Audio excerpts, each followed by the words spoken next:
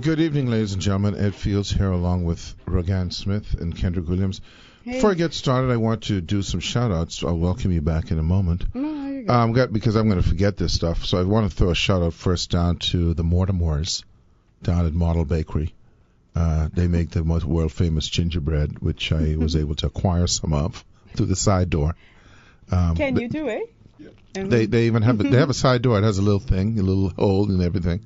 Even though they have a front door, but I think people like the side door. They also make good rolls. You know, your hamburger, your hot dog, your dinner. Mm-hmm. Okay, and your French French bread? Okay. Made in the Bahamas. Yeah, straight here. So having said that, I want to throw a shout out to them. It was formerly owned way back when by the Lewises, sold to the Mortimores, and Mrs. Mortimore remembered my father and I. So there you go. Also want to throw a shout out to Alvin, Fred, and Delphi at Bert's is the Best. What's that? That's a food store Bert's is in the Tarpon best. Bay. Yeah, or let me say, maybe it's Bert's for the Best. I didn't. Okay, Bert's it's something. for the best. Yeah, best and bread and the word and the. Okay, but I think it's Bert's for the Best. That's in Tarpon Bay, I hope that's the right name. and well, definitely Bert's and Best are in there. Definitely there. And I want to throw a shout out to Alvin, Fred, and Delphi. You're a good Okay, man. they're the Careys. And they said, because what happened is, the thing is about Out Island stores. Now, let me tell you how this roll. If you go to an Out Island store, especially your trust? loyalist type, There's trust? I don't know about that, but they wasn't going to trust me. Especially your loyalist type settlements, like where your originals come from. They somehow love like popsicles and ice cream and treats like that. So I went in the store because I felt like having a popsicle. And when I went in, I looked in the one section, didn't see any. In the frozen food section, didn't see any. Then I went to another frozen food section, didn't see any.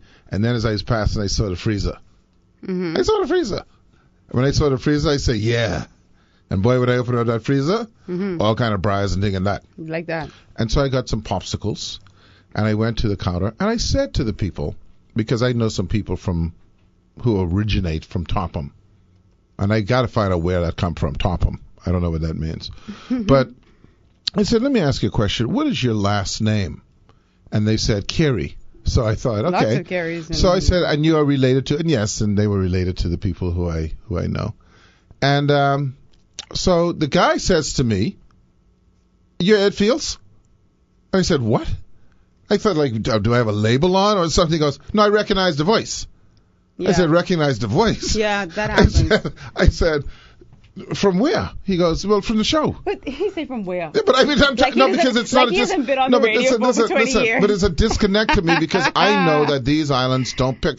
In my era, they didn't pick up this radio. Mm-hmm. Of course, things have changed. You have cable, you got online, you got all this type of stuff. So I said, y'all is here the show here, and my boy Fred, he says, look, man, we modern, So I said, my apologies. I didn't mean to insinuate that you weren't modern. I just didn't know that the radio, because they can't even pick up the station from Spanish Rails.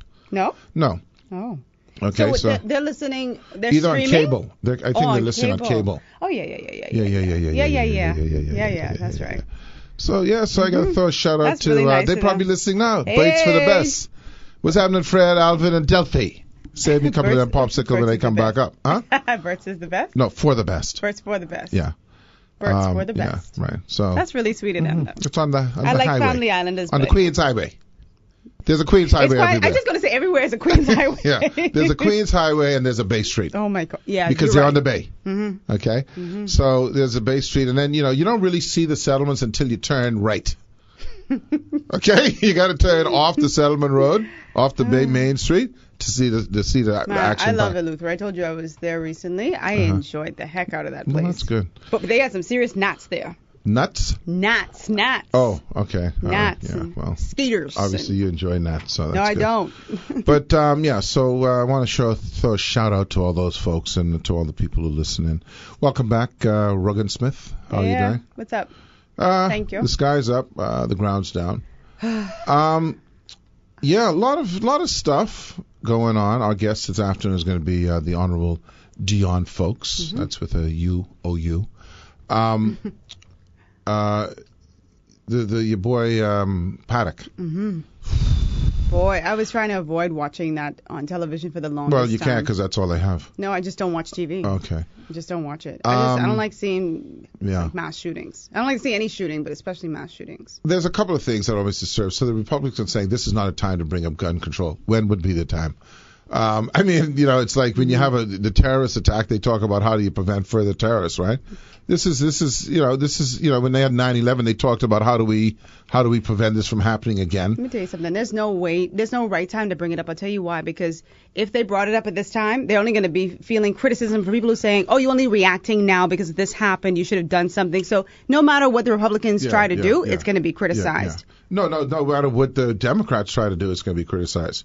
Because they obviously are continuing to bring up gun control. But I can guarantee you, if you're a parent or a brother or a wife or a husband of someone who got shot, this is the time you want to bring it. You don't want this happening anymore. I mean, but the question is, and I think, I don't want reaction. I think, who was it who said, was it Bernie? I don't know who, no, was it Al? Maybe it was Al. I don't know. How many, no, I know who it was. It was your boy Marbles. How many bubbles in a bar of soap? John Lewis. How many millions of people is it going to take before we wake up? I mean, listen, I don't have a problem with people having guns, especially responsible people having guns. But you know what? The Second Amendment. So they hold on to this thing about the Second Amendment.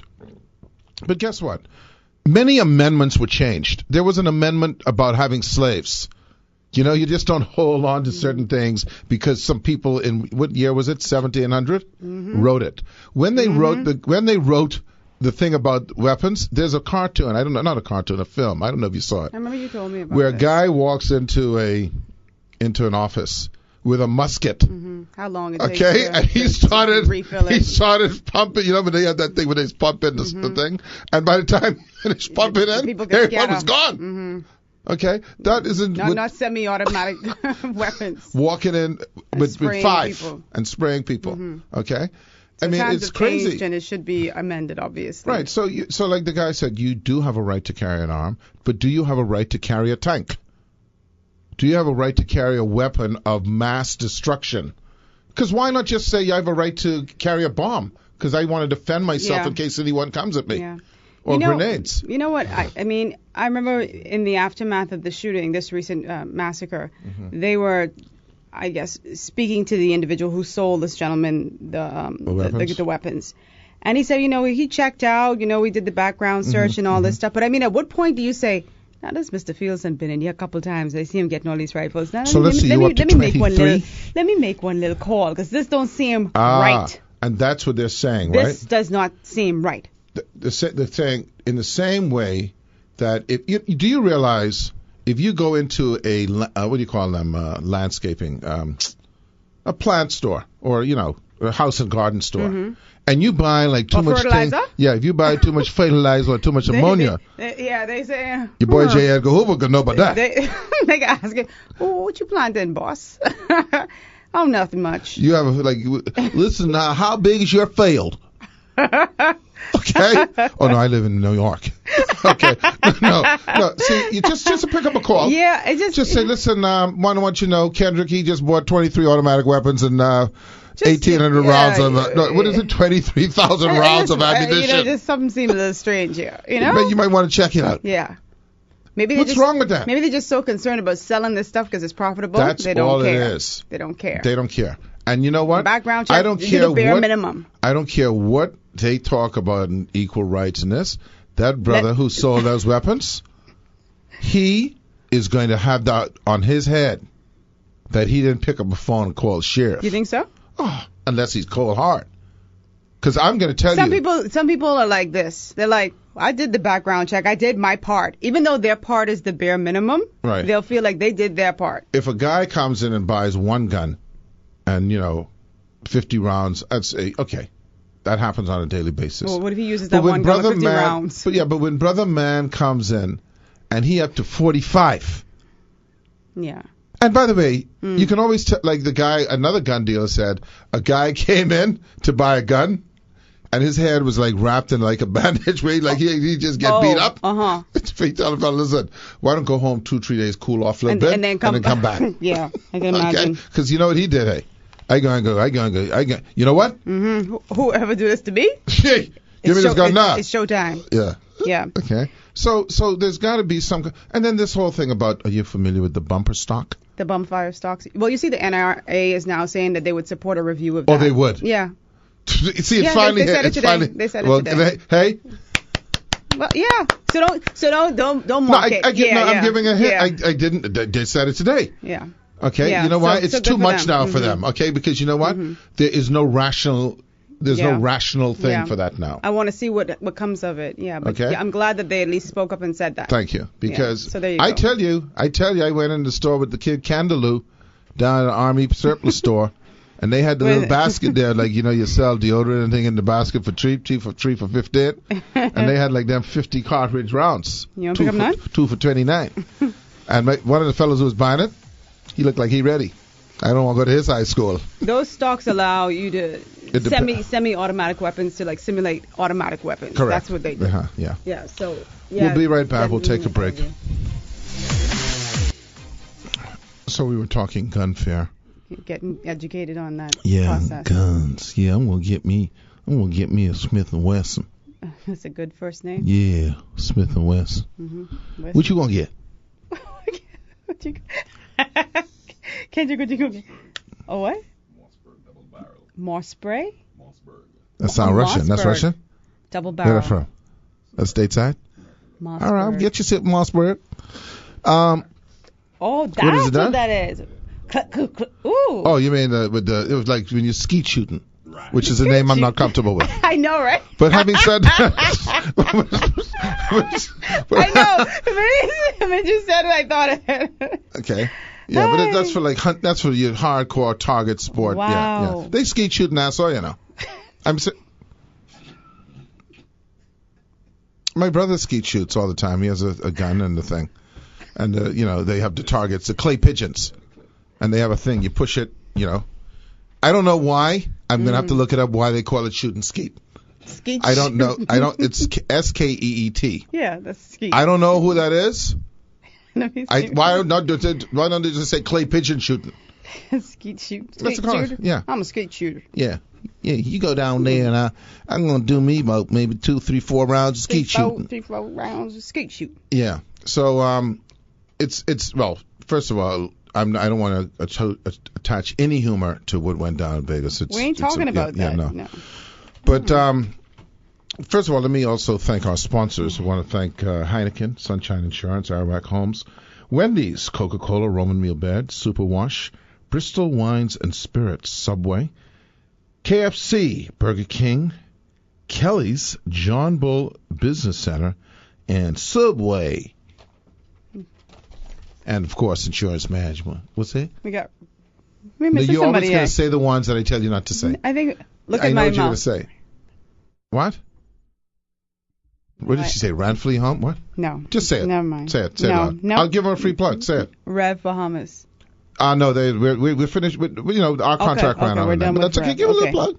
Give a little plug. No problem. All right. So, anyway, I want to thank them. So you see a lot of thing about, I see this. I'm not going to call the name of the show, but I watched this show the other day on Bahamian TV. On Bahamian TV? Yeah. And it's on just, a local channel? Yeah, look, and it's just, What? I don't know. What? Your show boy. Or just like a woman, them.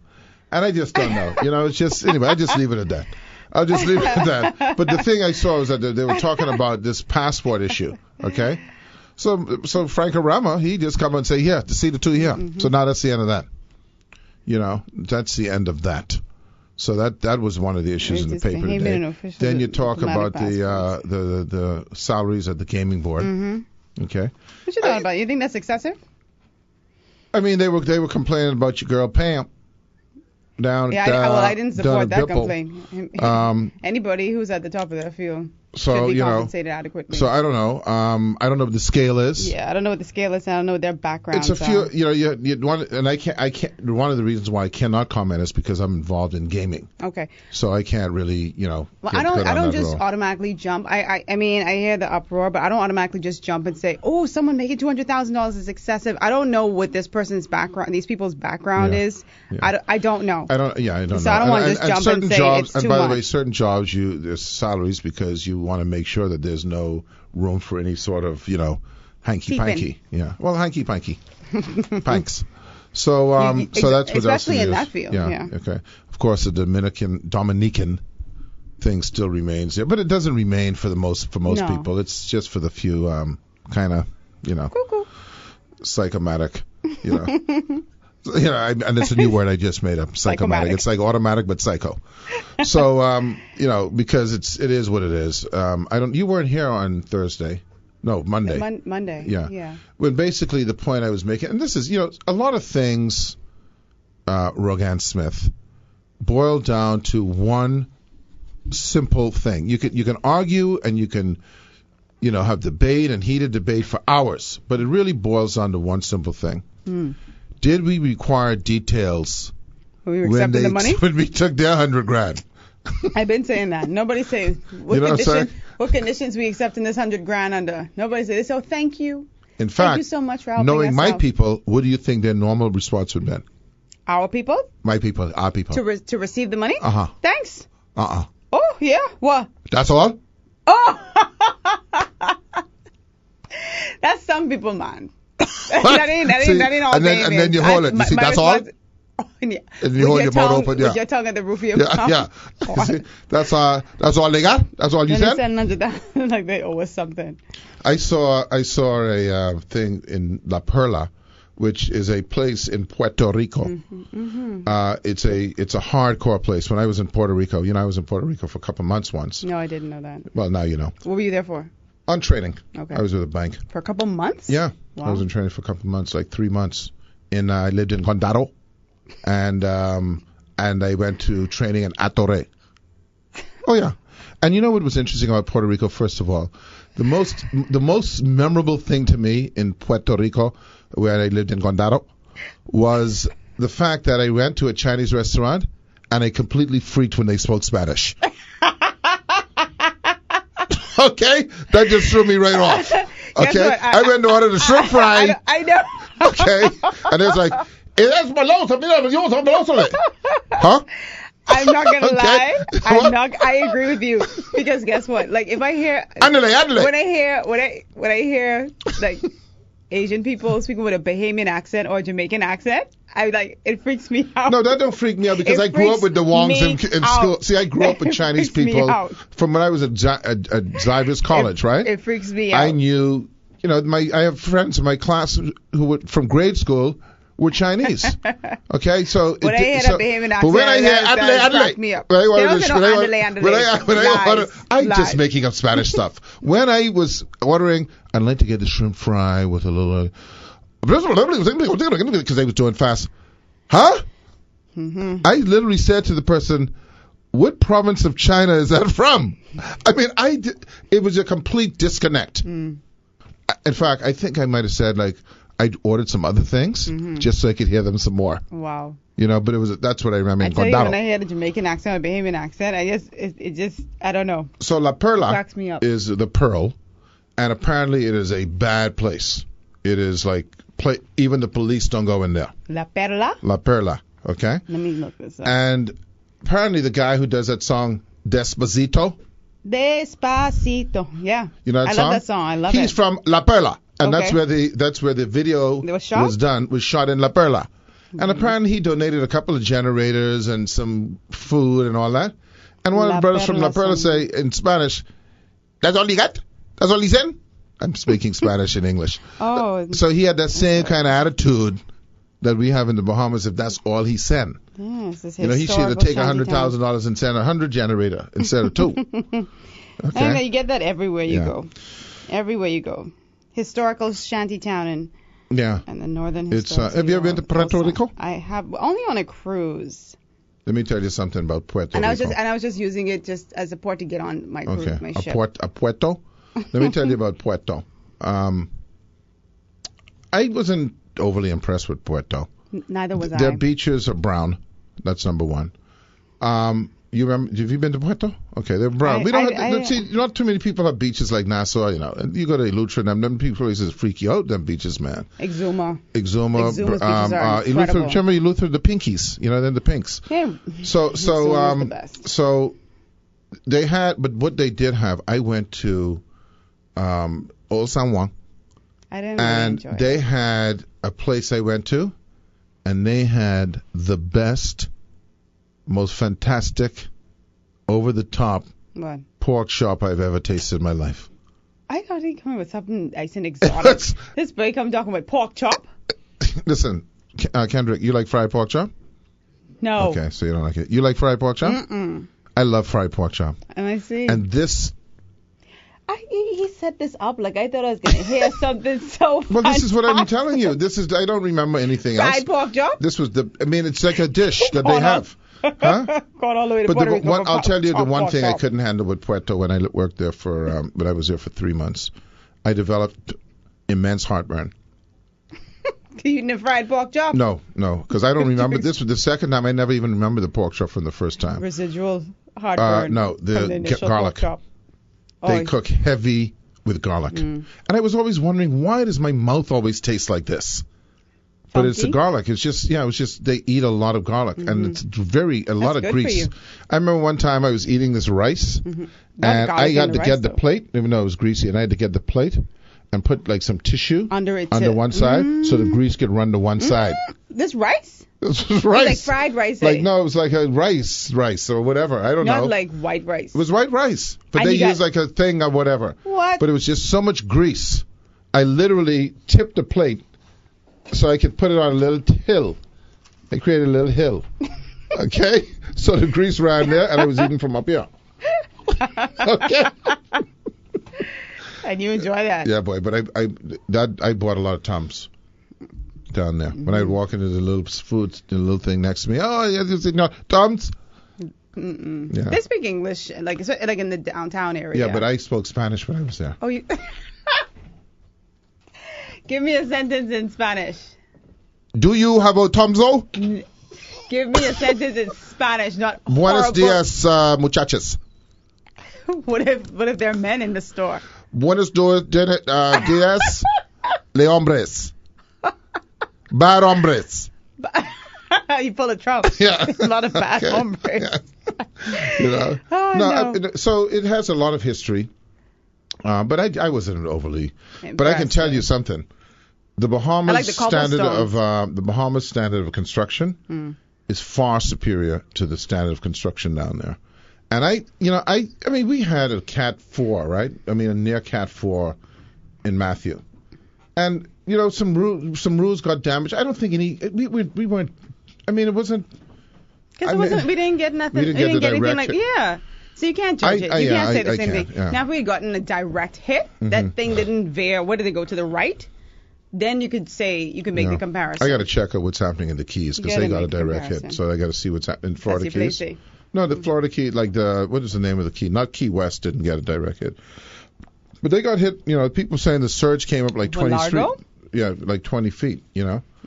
So it's anyway. I cannot bear the thought of something like that happening here right now. 90% of the people you talked about Palm Hill and BPL. Yeah, most people were on nights in Matthew within 2 weeks, right around here, right? Some people sooner. They looking at a couple months.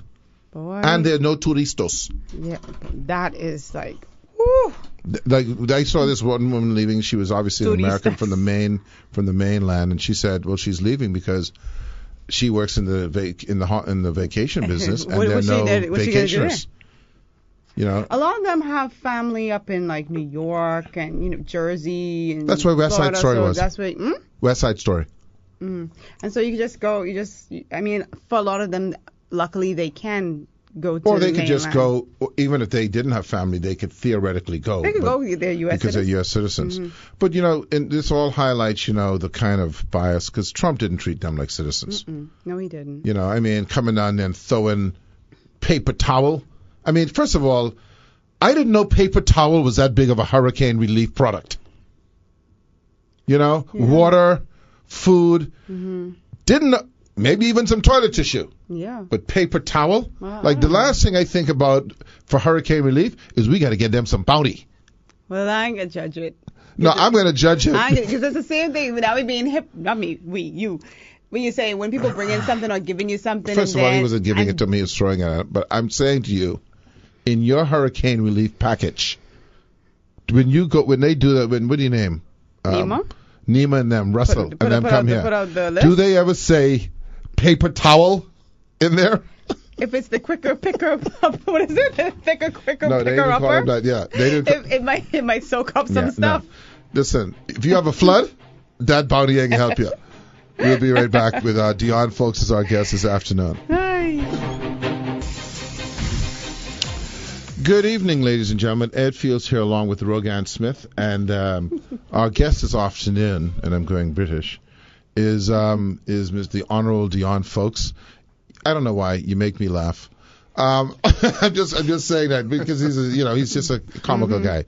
But anyway, the Honorable Dion Folks, who has returned. I'm going to ask you that question.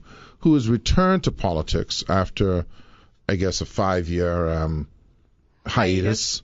I don't know. See, I don't know if you call it hiatus if you get beat. If you lost. I don't know. I think hiatus is kind of a voluntary when you walk thing. Away on your own. You know what I mean? Okay. All right. So after a 5-year break, and I guess you went into the law, did your law practice and all that. So I'm going to ask you a question, Honorable Dion Folks. What, You're welcome why? to the show. Didn't I welcome? You say he was here. Okay, well, welcome. This is the first time, by the way, that I've interviewed you. Thank you very, very, very much, Mr. Fields, for being here. It's a pleasure, and for me being here, and it is historic for me. It's my first time. Yeah. Yes. Yeah. Don't be nervous. I am very nervous. Yeah. So this, as Rogan would say, this is a safe place. This is a safe haven, from the usual fare that you hit. Not, and I don't mean FEAR, from the usual stuff you hear on these shows. Yeah. But so welcome, first of all. But yeah, so what enticed you? What because I once told my brother-in-law, there's only 2 ways to get out of politics: is die or get beat. And if you get beat, then the question is, why would you come back? So why did you decide to re-enter the political fray? Well, Ed, I've come from a strong tradition of public service, as you know. Yeah. I think you had my father on the show a few months ago. A couple of times. A couple of times, yeah. And most of us, most of my siblings, we grew up in a very highly charged political environment, especially in opposition under the PLP for so many years. And it was instilled in us as the best way to make a contribution. Not the best way, but one of the better ways to make a contribution to the development of your country is through public service. Right.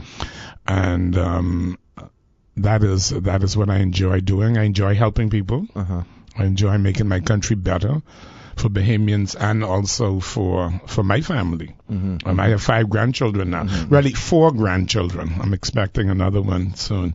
Yeah, you're not expecting anything. Okay? No, my daughter is. My daughter is. Yeah, you see how these people make it sound as if it's their labor that they have to go through, So, I try to do whatever I can do to make this country a better place. Yeah. But listen, let me ask you, this is not on the subject that we, we'll get into, but is it like an addictive behavior? Is it like you grow up in it, like you say, you grew up in it, you're enveloped by it, and then you're in it. Is it kind of like addictive? But, at the age of 15, I was a founding member of the Torture Bearers Association in 1971. And I managed my first campaign in 1977. Probably before. As a candidate? No, my father's campaign in Delaport, actually. I managed his campaign, and I've been involved deeply in politics ever since. I was Secretary General, Chairman, and Deputy Leader of my party. And if I remember correctly, was it co-deputy leader? No, it was deputy leader. Deputy, okay. Yeah, they are co-leaders, right? No. There was no codes? No, it wasn't no codes. Okay. No. Okay. No. Yeah. All right. Well, listen, that's interesting, but I just always wonder because, I chickened out. I was going to do that thing, but I chickened out. So now, tell us now, you've always been, if I recall, Minister of Labor.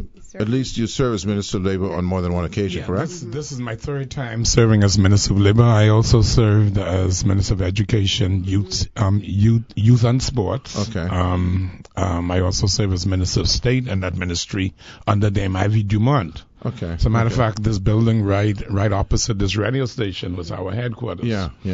And I had maritime affairs, which include, all the maritime affairs of the country, and also social development, which includes social services. So you had plenty of ministry then. Well, I have had a broad experience. Good answer. That's good. Yeah. Well, so what? Let me ask you. So now, and we're going to talk about labor in general, but I want to ask you about the new administration. First of all, we're what? 100. What are we into? We had 100 days yet? I don't know, 100 days or whatever over days that. it is. Yeah. Over that. I think we're over 100. Yeah. A lot of people would say, and I don't know the different levels of expectation, but a lot of people would say that they. I think you hear some people say they're disappointed. I don't know what the expectations are. What would you say to that? To people who say that we expected a lot more and it's not happening as fast as we'd like to see it. Yeah, I think after a few months, first of all, just let me say, I think that the expectation level of the voters, generally speaking, are very high, especially among young Bahamians. There's always a dip in terms of a new government, and that dip occurs because there's a period of planning before you actually see any major developments come into being. And assessing finances as well. Right. Mm-hmm. And there's a serious limitations right now with the financial situation with the country. But that is expected, Ed. Give us another 6 months, and in terms of major developments, because it isn't easy to you have to plan, you have to meet, you have to consult, you have to deal with the stakeholders in our society. Before you do anything of any seriousness. Right. It's easy just to say you're going to do something, which previously happened and nothing ever happened. Mm-hmm. But Dr. Minnis, our Prime Minister, is a serious planner.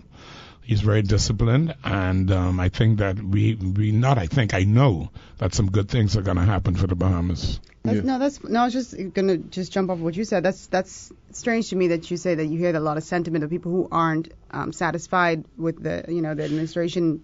No, I don't mean in terms of, because a lot of people have expressed extreme they're happy. Pleasure in the way that things are being conducted, i.e.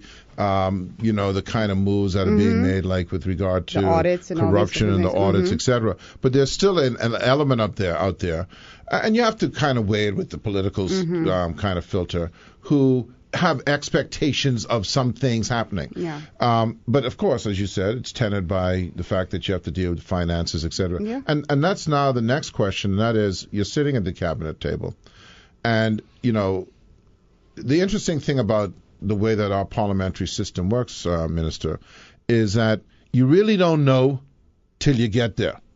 Okay? That's how it works. You can have all kind of speculative plans, etc., but you don't know the extent of what is until you get there.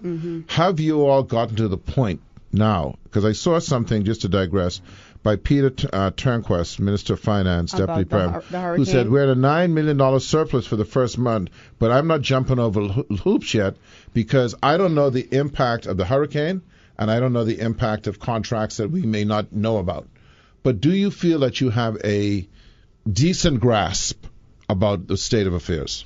I think that we have a fairly good idea of where we are economically. We have Mr. Turnquest is doing an excellent job.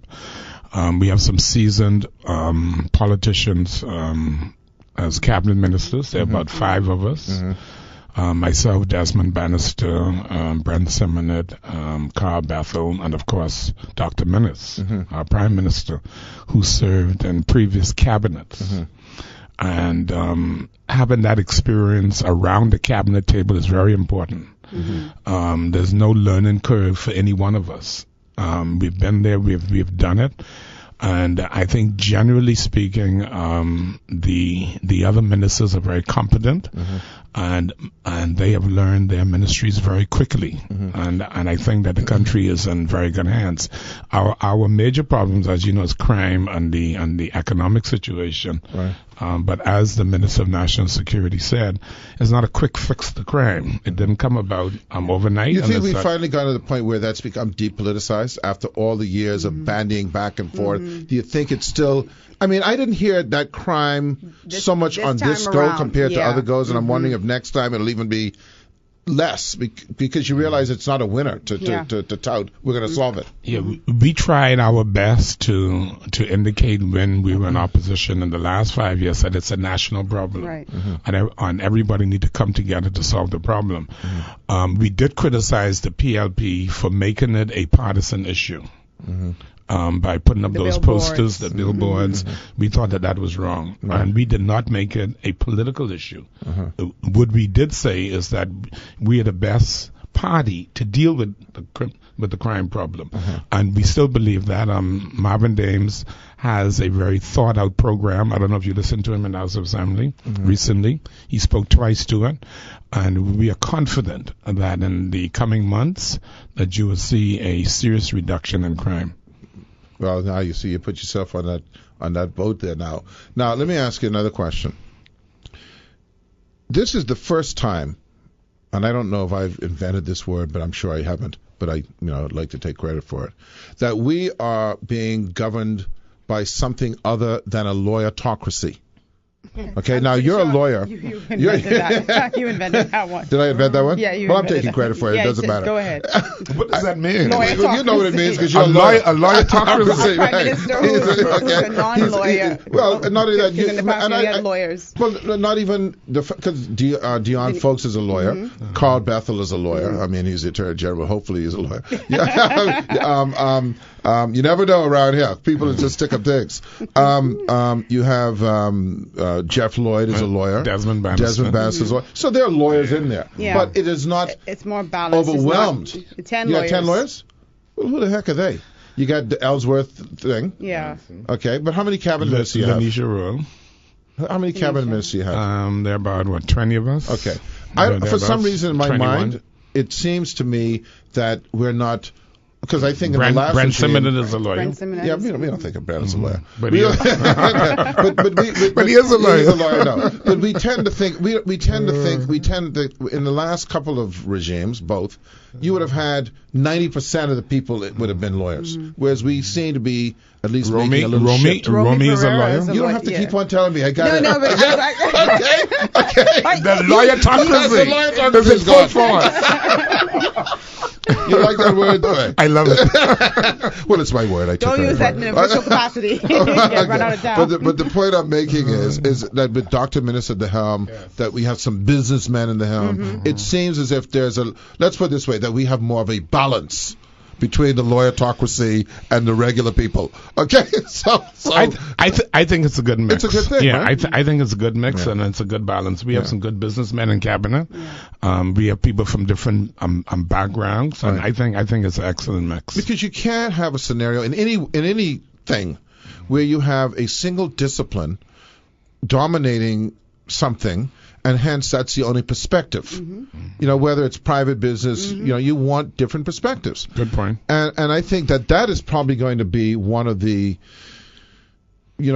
benchmark type scenarios that you'll see future people will say, you know what? Unfortunately, we're going to have to decrease the lawyerocracy.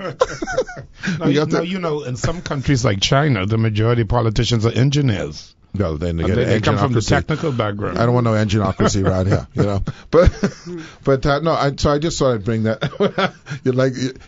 When you go, I know when you go to cabinet, you can use that word. We can take a break and we'll be right back with one of the members of the lawyerocracy, the Honorable Dion Folks.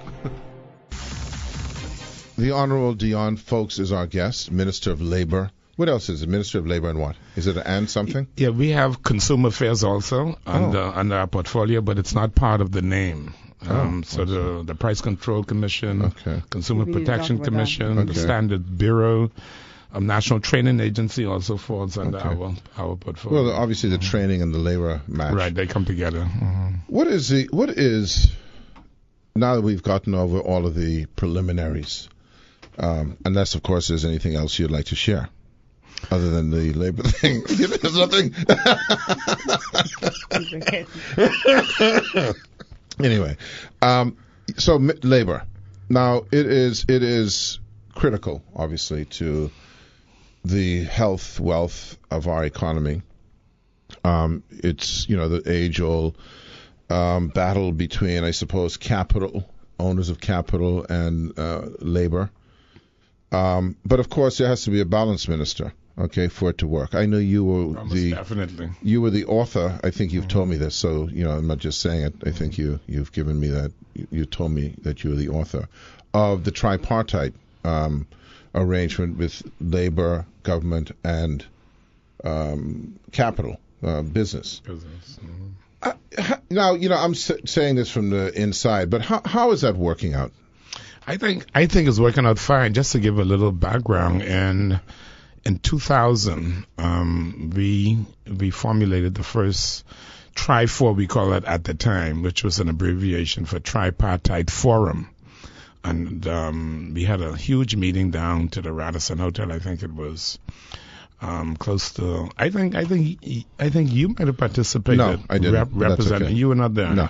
We had close to 350 persons there. Okay. The then Prime Minister Ingram did the opening, and we had all the ministers. We had the Chamber of Commerce. We had all the labor leaders there. Business community. And that was the beginning of the Tripartite Council. And my attitude has always been that once you keep the parties talking and keep them at the table, that eventually that you will reach some type of agreement and some type of situation that you can live with.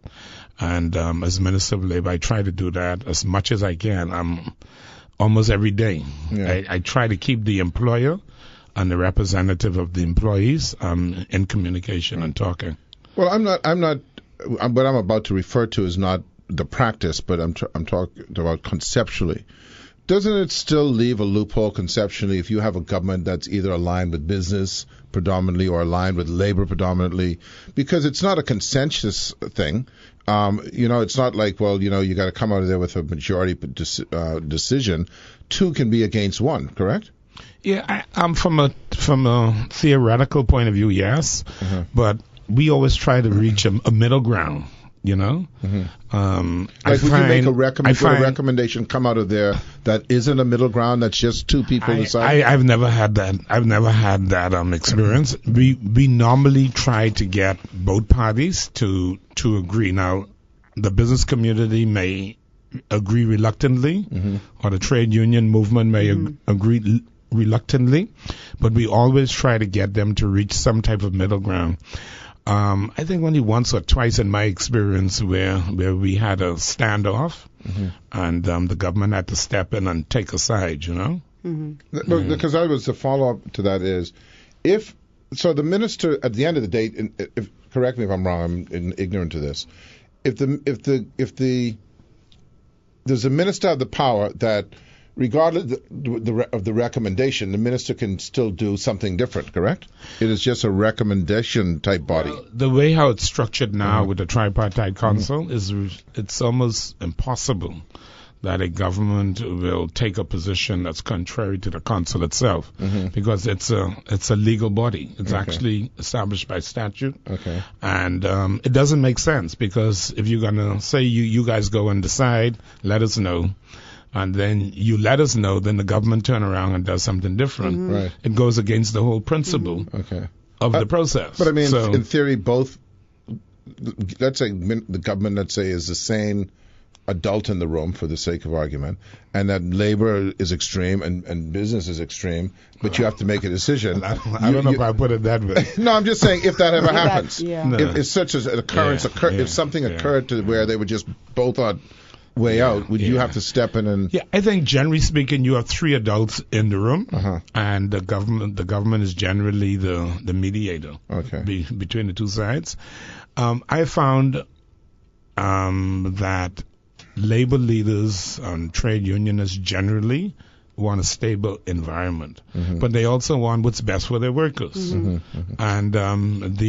I've had wonderful relationship with the business community, with the employers, and I think that this is probably the best we have seen the industrial relations in the country in a very, very long time. Well, that's the next thing is, where are we labor-wise? And then there's some little smaller details I want to follow up with that, but where are we labor-wise? It used to be where my recollection is every couple of weeks you got something going on. Threatened with industrial action or something. You finish with one industrial thing, you move to the next one. Is it because, Dion Folks is so good at what he does, or is it because a combination, yeah, of course, 2 thumbs up, okay, or is it because there's some sanity with regard to the economic environment that we live in, so that people are more reasonable when they come to the table? Yeah, I think, and I think you have labor leaders and also the head of the various industries in this country, the employers, who are reasoned and level-headed thinkers and really have the best interests of Bahamians and the Bahamas in the forefront of their decisions. I don't see it that way sometimes. For the last 5 months or since the election, we've been talking, and whenever there's a problem, we bring everybody together, we try to work it out. And you don't see it in the press. I mean, every day we're dealing with an issue. Yeah. But it doesn't boil over because we deal with it quickly. But is it too, though, to his point, that there's an understanding by these labor leaders about the economics of the country, what we're dealing with right now? So they've sort of calmed down their temperament. That is, you know what I'm saying? Because in the past, it's never been, they've just been really, really egregious in the past. And now it's like, okay, we're understanding. Well, I don't know if I will agree with you. In my estimation. But I think, generally speaking, that they're very reasonable. They want what's best for their membership, but also they also take in consideration what's going on with the general economy. And I think that they've been very restrained recently, not only under our administration, but also under the previous administration. And I think that the employers also have also been very considerate in terms of when they look at the bottom line. Some of them may be tempted to have layoffs, but a lot of them keep employees working, and they maintain their staffing levels. And a lot of times if we hear about a potential layoff, we'll call them up, and some of them actually change their minds, and they actually maintain the levels of employment. Regionally, or for that matter, I suppose globally, we belong to all of these global organizations like the ILO, etc. Is the Bahamian environment one that is a fair working environment? Obviously, people, when they think of, this stuff, they think of unions, okay? And obviously, there was a time in our history where, and I discussed this with many union leaders who we've had on the show, Obie Ferguson, John Pinder, etc. We've had them. We talked to them too. And there was a time way back in the 1800s or early 1900s when there was exploitation going on. Capital exploited labor, okay? And unions had to fight tooth and nail at the threat of death in many cases to get basic rights. And of course, over time, Minister, legislation has has covered those things. Okay? The question I always ask union leaders is, have unions progressed in terms of what they can offer their membership other than what those basic things were, which are now covered under legislation?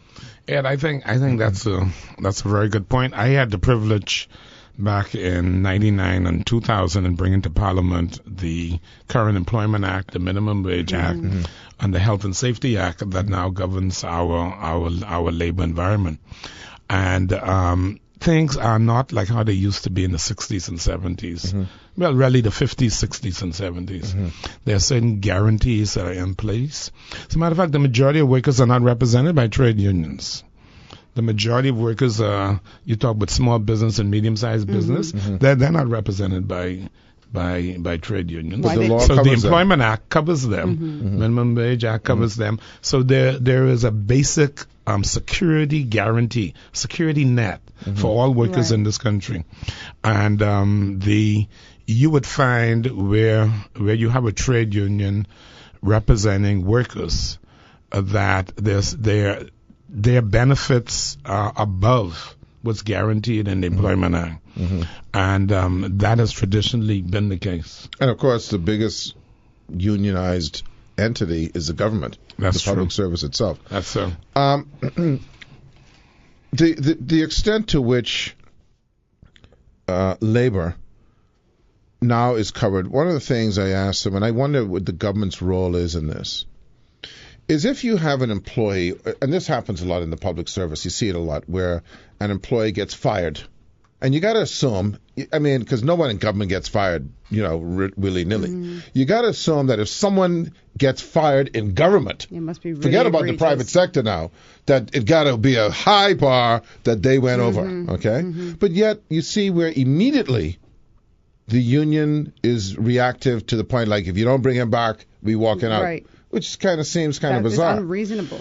Now, I don't know if I agree with that. well, what? That they do that? I think you have a lot of terminations and a lot of firings on a daily government? basis. No. Generally speaking, Okay, where unions may concede that something wrong happened. Yeah, I know, but and they don't.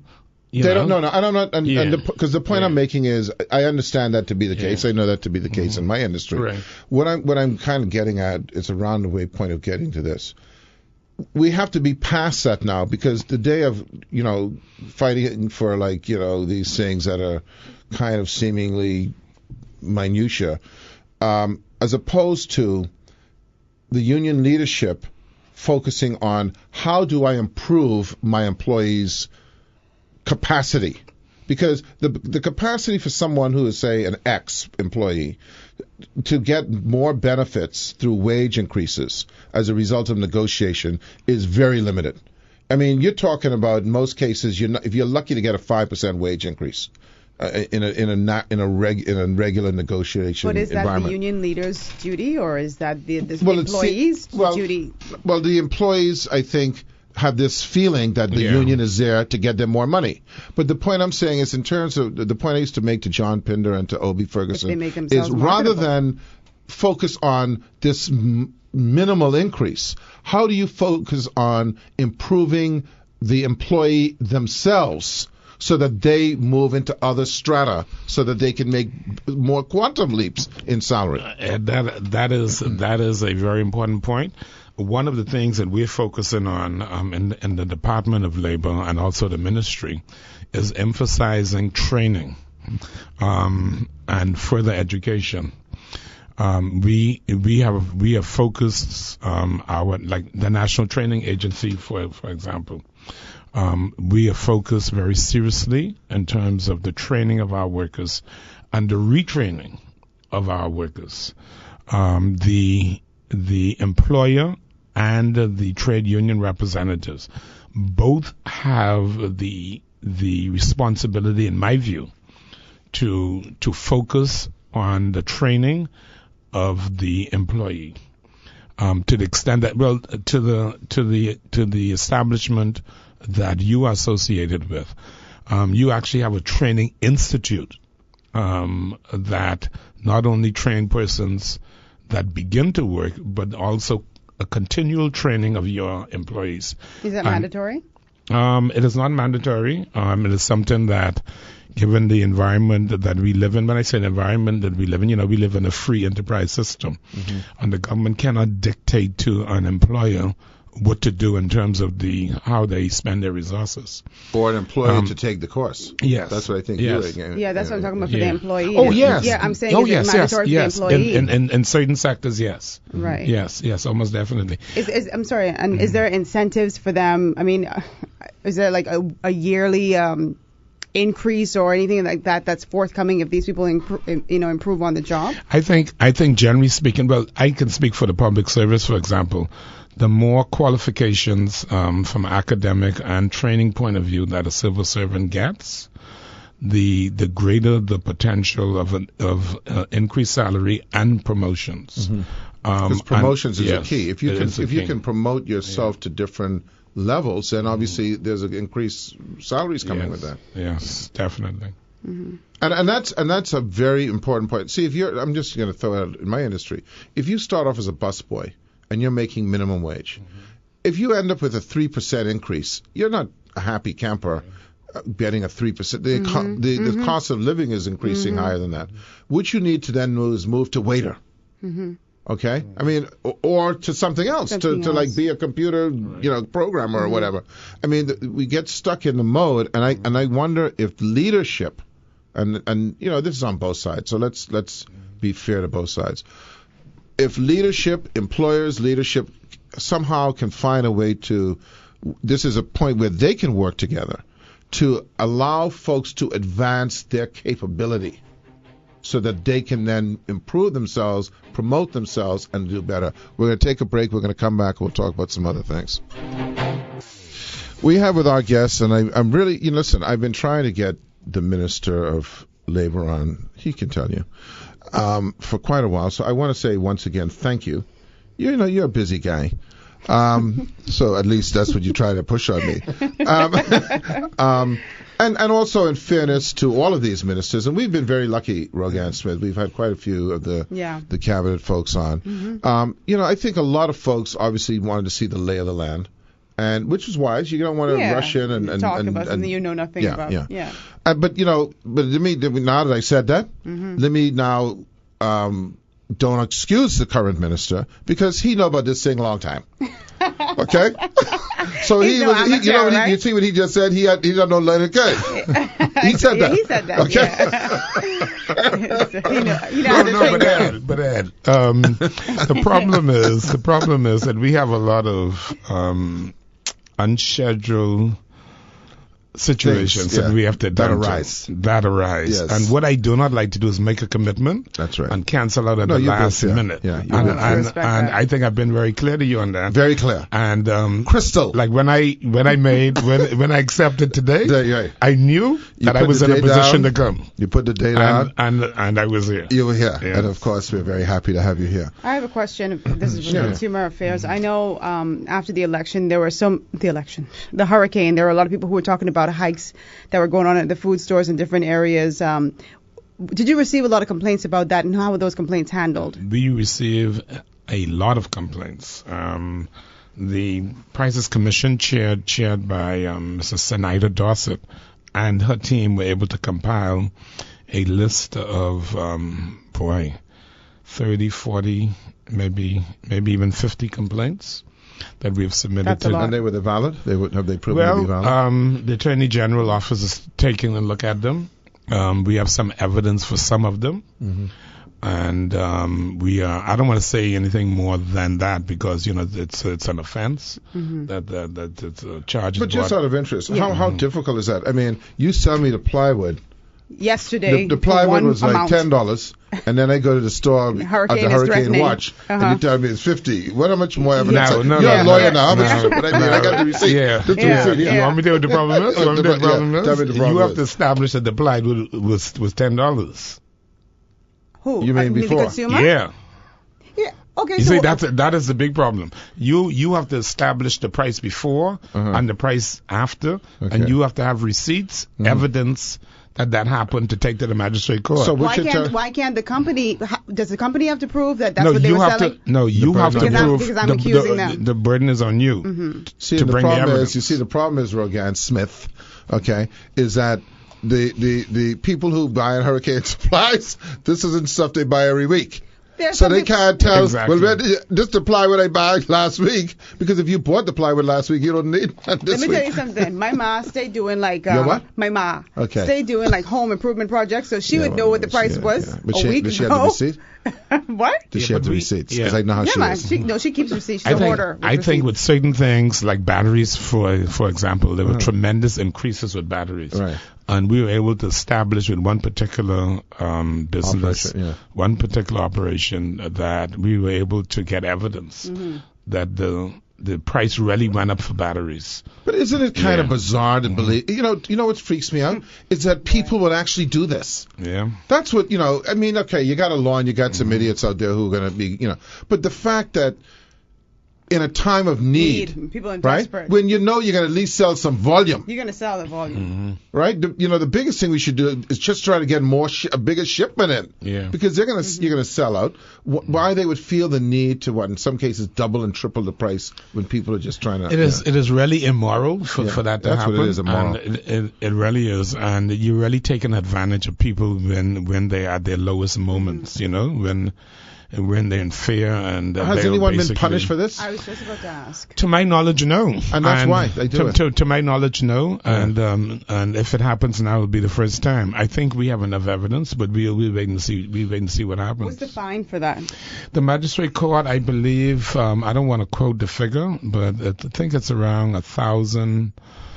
I think it's around 1,000. That ain't good. I really do not want to quote the figure. I'm not sure. If you make in 25 grand, you could put aside a grand for the fine. No, but exactly. it is for each offense. Oh. So, yeah. So if you sell 10 plywood, it's 10? Now that's what. Now I could do. I It's could for get with each that. offense. It's an offense is Yes. one sale. Yes. Not like if I buy 10 things. If I'm No, just it's one for- it's person, for each- yeah, so for we each sell offense. Rogan something, that's 2 offenses. Right. Okay. Exactly. All right. Exactly. Because in these kind of situations, what you need is a good cut hip.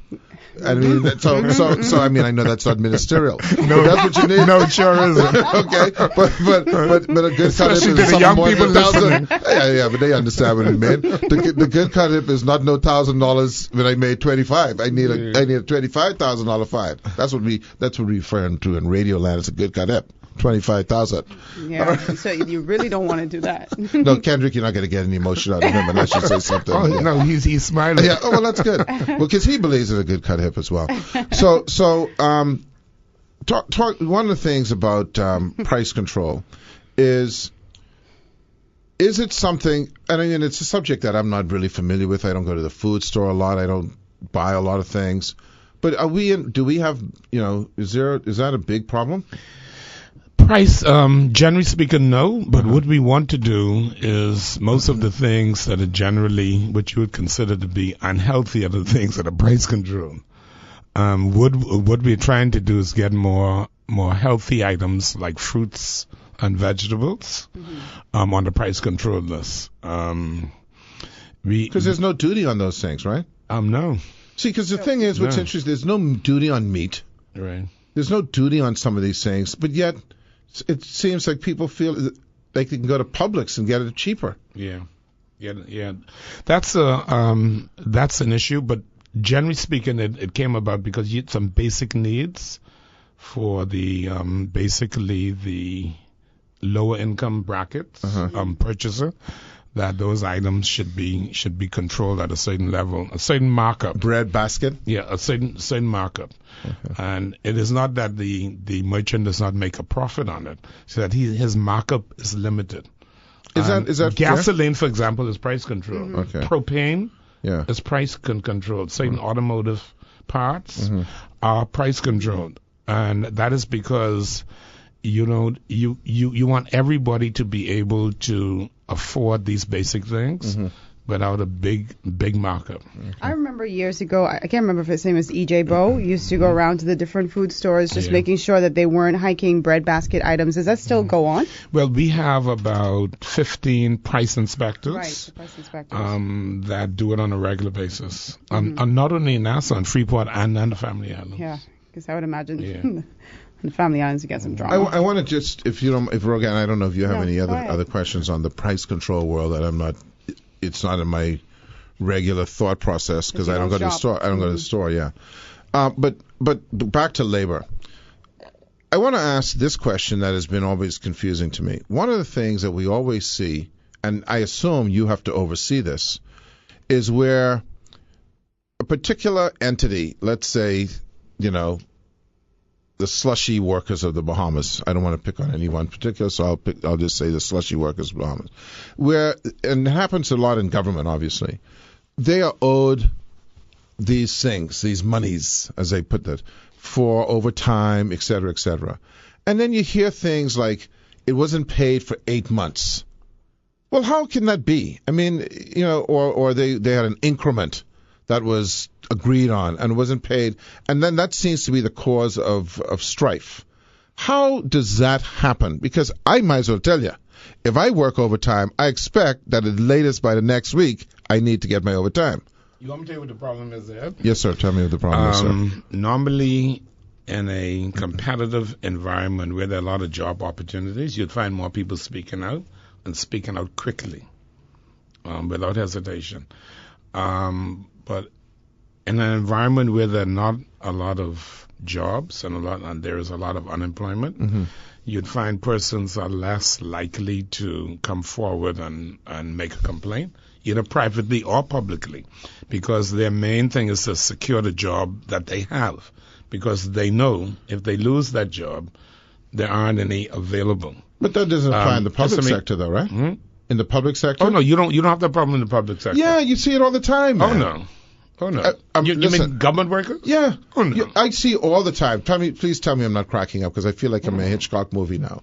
When you'll see a situation where, let me pick a department, the air traffic controllers or something like that will say, we have been owed overtime for the last 5 months and we've not been paid. Or customs workers say, I hear this all the time. I feel like I'm in the Twilight Zone that you're telling me I never hear this. Yeah, well, that's a totally different issue, right? Yeah. There's no question about whether they would lose their job or not, because they are permanent, what they call permanent pensionable, right?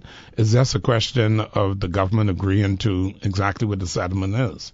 And in a lot of cases, there's some dispute. Okay. It's just a matter of having that resolved. Do you then think, Mr. Folks, and I charge you with this now, and I'm going to hold you responsible for this going forward, and I'm going to come up with a term for it like lawyerocracy, that you lack communication? Because you see, the public, I consider myself to be at least a C reader, okay? So do you think, when I see where Kendrick Williams of the, Straw Workers of the Bahamas Association complains that for 6 months I've not been paid my overtime.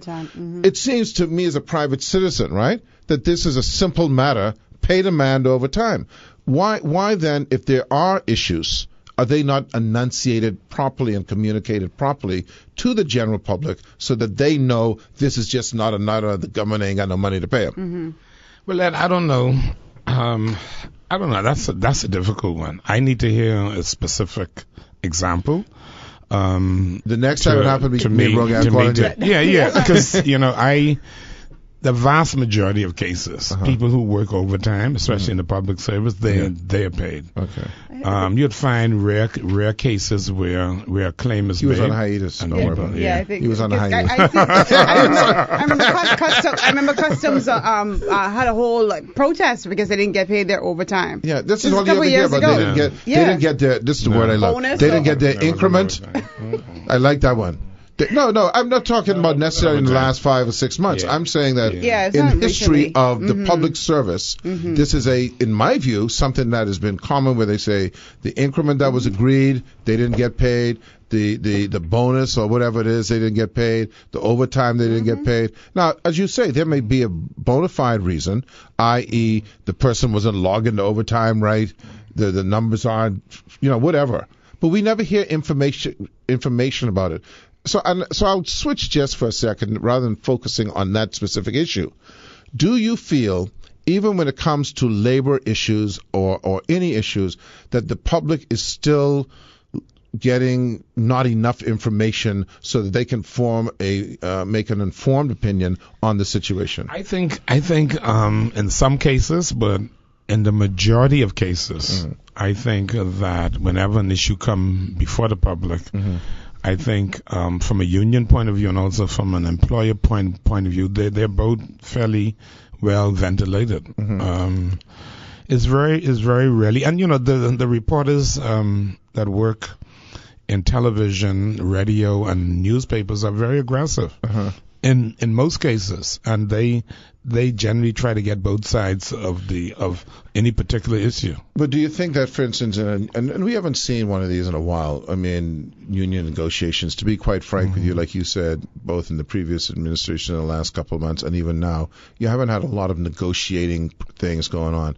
But do you think that there's a kind of a unspoken agreement that while we're negotiating, that we're not going to talk about the particulars, even though we may say we're going to go out on strike, or the government might say, well, we're going to lock you, whatever the deal is, or private sector, that there's not enough information shared so the public, and the public always ends up being the victim, right? Yep. Especially when there are essential services involved, like air traffic control, et cetera, et cetera. But at this point, though, you feel, as Minister of Labor, that the state of labor affairs in this country is from 1 to 10, how? I would give it a 7, 8. I think that we're in a very good position from a labor point of view. We have constant dialogue, and there's also a respect factor. That's very, very important, where you have the employer showing the respect to the union leaders and vice versa. And I think that's very important. Normally when it breaks down is when one party doesn't show the type of respect that is due. And the talks stop and there's problems. My main job and the officers in the Department of Labor, our main task is to keep the parties talking. Once we can keep them talking, we believe that we'll have industrial peace. Okay. You think, I mean, you obviously were appointed as Minister of Labor.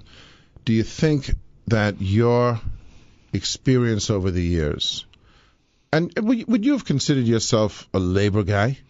Well, I was a shop steward in the hotel union over at the Grand Hotel. Yeah. So you're a labor guy. Yeah, I'm a labor guy. Yeah. So does that gives you a lot of credibility with the unions over the years? I think so. Yeah. I think so. And I have a personal relationship with most of them. Yeah. And I also have a close relationship with the chamber and the people at the Chamber of Commerce. And for example, like in your industry, I know most of the hotel managers. Right. And I'm able to have a conversation with them. Right. What do you see going down the road? It's a tough. Well, before I ask you that question, the one other thing that we have, and I know this is probably going to be one of the most difficult questions you're going to have to ask, is a balance between what we have here in terms of skill sets and what industry, global, not just any particular industry, requires to make their business run efficiently. Now, there seems to have been, I know I'm putting you on the spot. No. Matter of fact, I'm very anxious to answer this question. There's a general kind of scenario that because I'm the holder of a passport, I'm entitled to a specific job, void of the skill. How do you balance that? That's the task that you have. This is very timely. We had a meeting today, a very productive meeting with the financial services sector, with both Mr. Bruno Roberts and Mrs. Tanya McCartney from the two major groups that represent the private banks and the financial sector generally, to figure a way how we can get more Bahamians in the top paying jobs in the financial sector. And how do we change it from a cultural point of view, where from high school and the tertiary level institutions in the Bahamas, we can begin to get persons interested at the high school level that, listen, I'm going to be a trader. I'm going to specialize in trading and take those courses, both from a language point of view and also from a math point of view. For example, at C.C. Sweeting Senior, many years ago, I think Mrs. Ingram, Dolores Ingram, was the principal then. Mm-hmm. Atlantis sponsored a tourism center.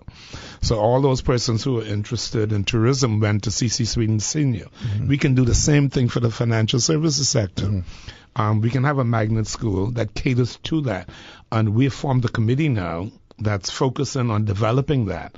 And it's very interesting that you would ask that question. But of course, in the meantime, there has to be an understanding, and obviously there has to be an immigration policy and all that type of thing, but there has to be an understanding that, and I don't know how business approaches this. I know this much, that if I could hire, for instance, a Bahamian, in reality, it is cheaper for me to do that. Yes.